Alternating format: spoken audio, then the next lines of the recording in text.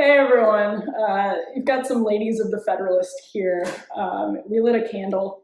Like and subscribe. Emily Jashinsky, culture editor. I'm here with Mollie Hemingway, who I believe is my boss, senior editor. Kylee Zempel, assistant editor. We're going to talk about what's on everybody's mind in America right now, and that is the notorious ACB. I shouldn't have said it that way because I know it's deeply offensive to the libs who feel as though that's appropriation. But how's everyone feeling about ACB? I feel pretty warmly towards ACB. I feel great about ACB. Yeah, I'm thrilled. Okay, Mollie? Well, I am very excited about this nomination. I wrote that book with Carrie Severino about the Kavanaugh nomination, Justice on You Trial. wrote a book? Yes. Never heard of it. I'm sitting next to an author. Yeah. We discuss Amy Coney Barrett at some length in the book because she was on the short list for the previous opening. And so we talked with a lot of people who spoke very highly of her. And, she was almost considered, she was definitely considered, she was almost the pick last time. So we had spoken with President Trump about how he made his decision, and he really, really liked her. So I'm not surprised that he picked her. Do we know what he liked about her? I get a little nervous about like what's on the record or what's off the record. Yeah. So I want to keep it vague, but we know why she wasn't picked, which is that there was a very narrow majority in the Senate, and they couldn't really lose a single vote.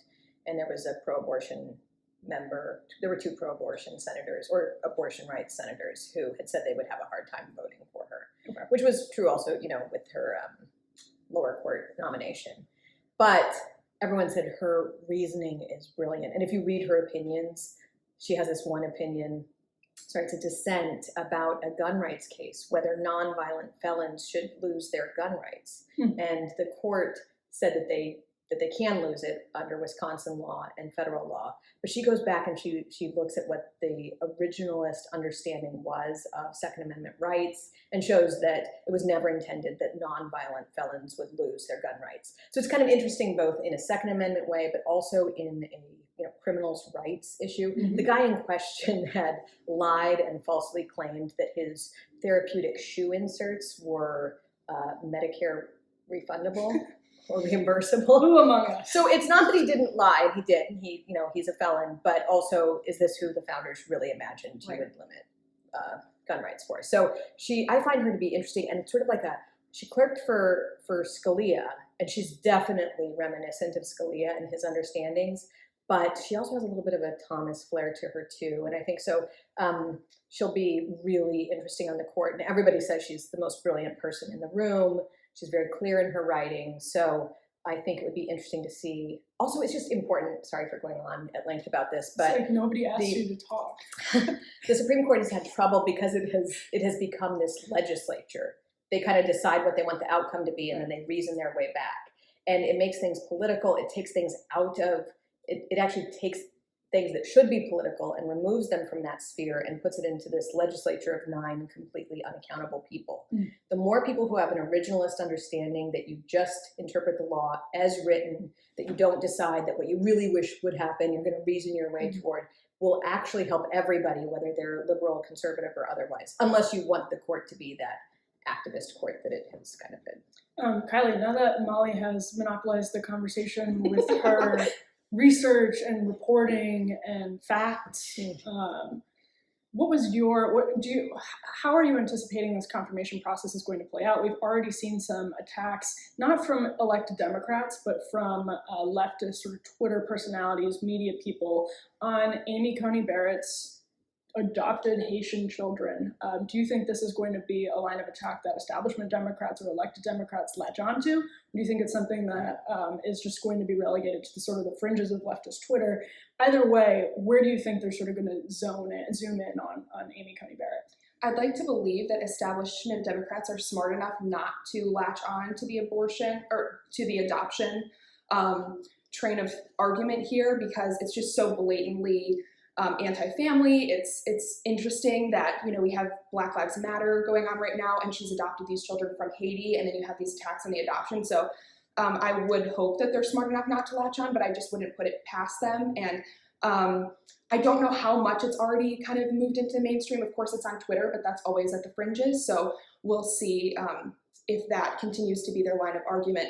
I think it's really going to come down to her Catholic faith and the abortion, women's rights line of attack. I don't think that adoption is going to be a winning argument for the left, because people will see through that more than they'll see through the women's rights argument and the Catholic bigotry argument that they'll inevitably try to pull. So that's where I see this going. Well, it's interesting because with Brett Kavanaugh, that allegation was taken to the Senate and sat on for months and released at kind of an opportune time for Democrats to railroad. I don't know if you're familiar with the Kavanaugh. Okay.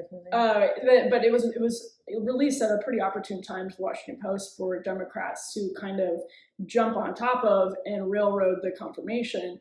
And in a similar way, Democrats might be feeling disillusioned and disenchanted right now, but I'm wondering what their sort of 11th hour surprise is going to be, because I think one thing they learned about the Kavanaugh hearing is that you can, they didn't just learn this from Kavanaugh, you can go back to Bork, but they learned that you can derail a confirmation with something inflammatory as long as the media is willing to kind of help you get it out there.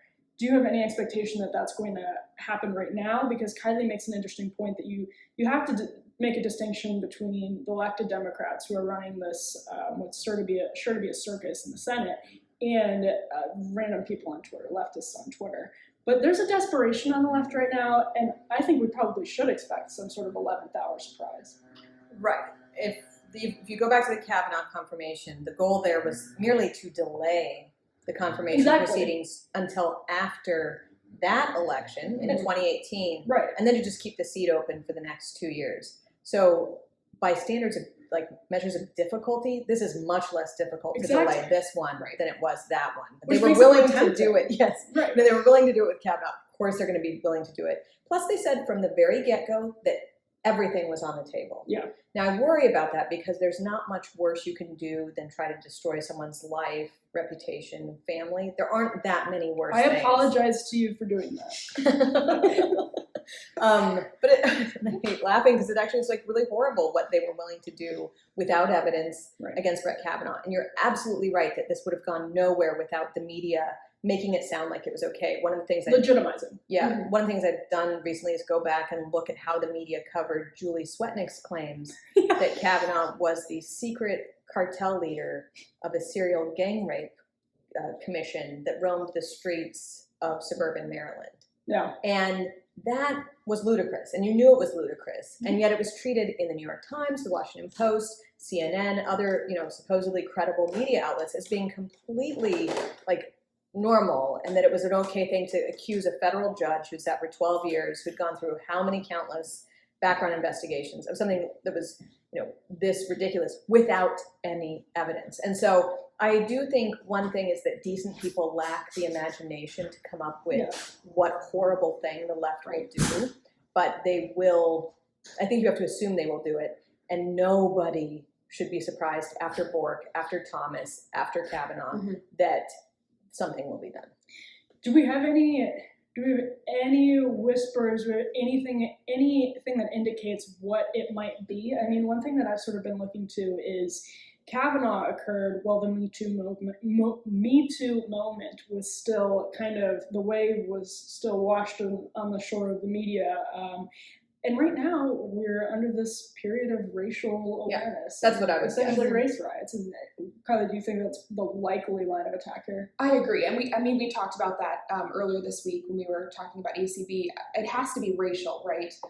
Which is crazy, again, because of these children that she has. And it's just I would imagine that it will be She's a racial issue that comes out of possibly connected to her faith. I can see it being kind of like a joint, Christian nationalism racial attack, potentially. So can we talk about that, which I thought was interesting? Did you watch the rollout of her nomination? Kylie's actually really terrible at her job, and she was not watching. But I thought it was interesting because I do think that one of the main talking points from liberal women is that she somehow isn't, I can't even quite articulate it. It's she's not pro-woman because she's anti-abortion. Because she's traditionally Christian. Yeah, and I thought it was so interesting. And she's part of a religion, Christianity, that teaches that husbands are the heads of their households, and so therefore she can't be taken seriously as a Supreme Court justice. And I thought it was just interesting how everything played out on the day that she came out, where she does come out with her beautiful family. Her husband, who is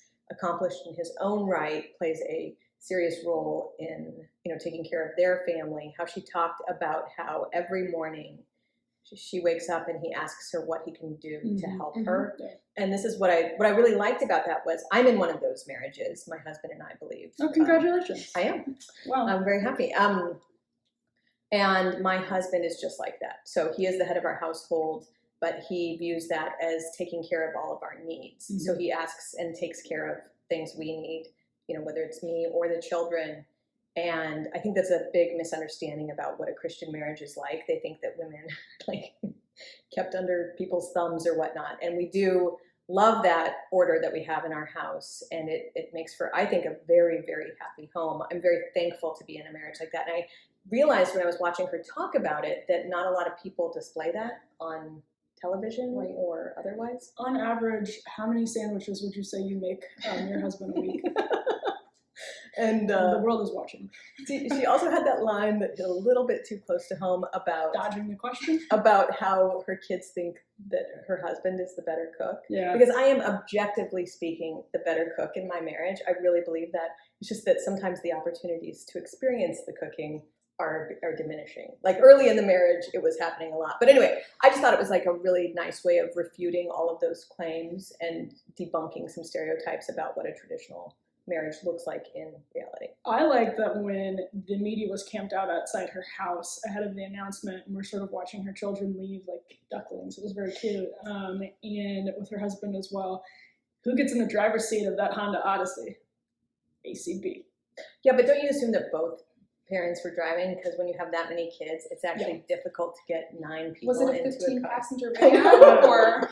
Well, but this is like the larger question that I wanted to ask both of you is that how do you think Amy Coney Barrett is going to play with women? And I don't just mean electorally. I think that's a question that we can answer as well. But I really mean as now a figurehead of conservative intellectualism. And obviously she's not a Republican official, but she is a Republican nominee. I think this is a really big cultural moment because she's an extremely high profile, brilliant, likable woman. She's going to be absolutely torpedoed by the left. I mean, it's going to be an endless onslaught of attacks on her for the rest of her career if she's appointed, if she's confirmed. Do we think Amy Coney Barrett is somebody that is going to resonate with women beyond just sort of like, registered Republicans? But what do we think about her ability to appeal more broadly? Yeah, that question was just so good. You guys were just like, you were pausing to marvel at it. there's just so many nuances, so I'm still kind of mulling it over. But I have some thoughts on it, which are that, well, I mean, in a good, healthy country, we used to say that the courts were the least dangerous branch in America. They're not the least dangerous anymore. So we actually know much more about Supreme Court justices than we used to. So I would actually love it if we didn't have to worry so much about what the court was doing and that she had no influence.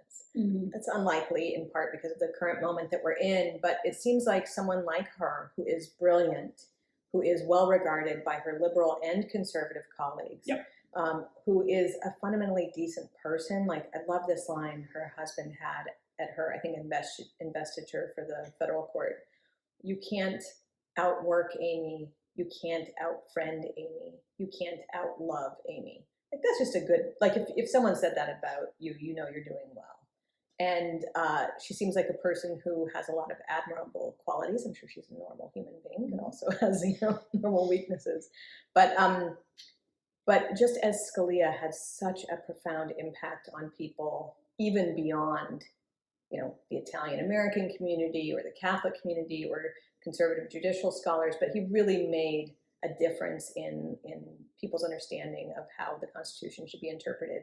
I think she would be very much like that. So I don't know if it's a male-female thing, but just she's clearly someone that impacts the lives of a lot of people, or it affects their impressions, and has has a good reputation for good reason. Well, as far as being liked by the right, maybe this is just because, I'm relatively young and new to politics, but I think we've really seen more of an acceptance for conservative women in the last few years, and maybe that's a Trump thing, or maybe that's before that. We have? I think that's crazy. Where? What evidence do you have for this? Why do we let 17-year-olds work for us? Are you kidding? No, like the number of women in the administration, just like the right acceptance of female leadership. I actually feel like the the right has always been fine with that. I just think the media are still as bad as they've ever been. Right. But as far as like worse. conservatives embracing ACB, I don't think there will be any problem with conservatives embracing ACB. But with the left, it's like she put so many feminist lies to bed because she's a successful working mother. I mean, she just crushes so many traditional leftist lies. So what do you do with a person like ACB? I think you get very angry. Very defensive. Yes. Right. But as far as like crossover appeal, I don't know that she has that. I do like that she might model how to have a large family, how to have a happy marriage, how to have a successful career, and how to put all those things in balance. I think that just having role models like that, whether you're, again, left or right, that's just a very good thing for the country. One thing that I think is important about the Trump era more broadly is how somebody like Donald Trump, a very unorthodox conservative by any standard, has highlighted some of these, because he's like so focused on evangelicals and Catholics and religious voters and the kind of the heart of the conservative movement, people who are not used to being paid attention to by the Republican establishment, because he's very focused on appealing to those people and serving those people. He, like, coming out of the Trump administration, we're going to have some like really compelling social conservative figureheads. And I think Amy Coney Barrett is absolutely one of those people. I don't necessarily know that she has crossover appeal, and that's not because she doesn't, I agree, it's not because she's inherently unappealing. It's quite the contrary, but because the power of the media to set a narrative with people in the middle and sort of like casual political observers, it's weakening, of course. And Mollie, we're so grateful to you for that. It's absolutely weakening, but at the same time, it's still really powerful. And if the media runs with Amy Coney Barrett is a anti-woman witch who wants to steal your rights, if the media runs with that, it sets the narrative. This has nothing to do with what you're talking about, but do you read the Babylon Bee? Yeah, of course. They are hilarious in their way of taking on false media narratives. And I wonder if they actually straight up murdered the Onion or what happened to the Onion, because I used to love reading the Onion, and now it's like once every 9 months I'll see a headline and I'll be like, oh, ha ha ha, that's funny. A little bit. But like the Bee, every day it's like 4 or 5 amazing hits, and they had the one about Amy Coney Barrett coming out in a handmaiden's costume just to troll the left. It's so funny. I love that. Anyway. Well, I think the consensus here is 3 thumbs up for Amy Coney Barrett. Just put your thumbs up. I mean, I don't like when people tell me to raise my hand or put my thumb up. Well, I guess you're my boss, so I can tell you what to do. I try, and I fail. Thanks so much for tuning in. Like and subscribe. We will be back with more.